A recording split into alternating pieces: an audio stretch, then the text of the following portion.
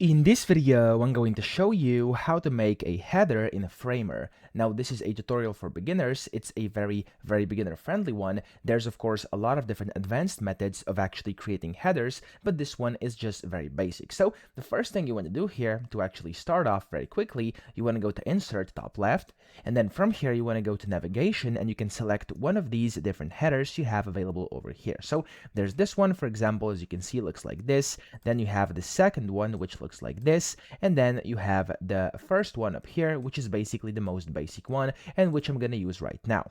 Now, whenever you do this here, you can double click it to actually open it up here inside your layers. And as you can see, there's a bunch of different layers. You have like the logo over here, you have the features, discover, gallery, templates, updates, whatever. So here you can go ahead and set whatever you want in here. So for example, let's say I don't want updates over here, but I want contact. I can just type in contact over here, and there we go, that's going to change. So that's the most basic thing you can do. Of course, here on the right hand side, you can adjust sizes, you can add on effects, different styles, you can add on the text over here and set different colors, different sizes, different spacing, etc. There's a bunch of different things you can do. Play around with that a bit here on the right hand side. I'm not going to waste your time to actually show you how to do this. So after you've done that, you likely will need to actually link this to your pages because that's the point of your headers, right? So you want to go to pages, and I'm going to go back to home.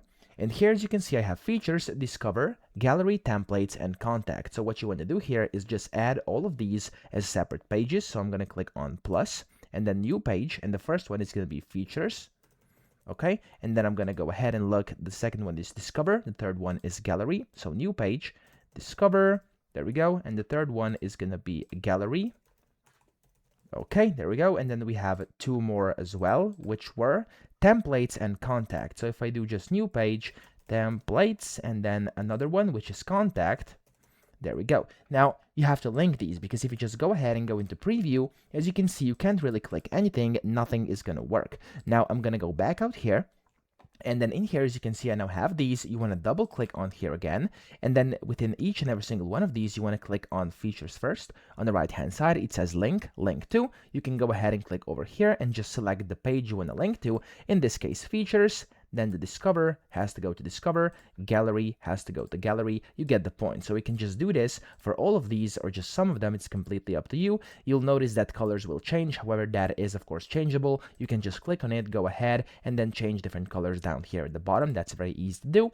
And then whenever I go back to my page over here, and if I just go ahead and preview, as you can see, I can now click on these and it's going to take me to those pages. Now, of course, the pages are empty right now, but if you have anything on them, you'll be able to navigate those that way. Now, in here, what you can also do is change this. You can, for example, make it sticky. So if I go to relative here and fix it over to sticky, there we go. I go to preview and it's always going to stay on top. So there's, of course, a bunch of things you can do, but this is the most basic way how to make a header. So I hope this video helped you out. If it did, please subscribe to the channel and help me out as well.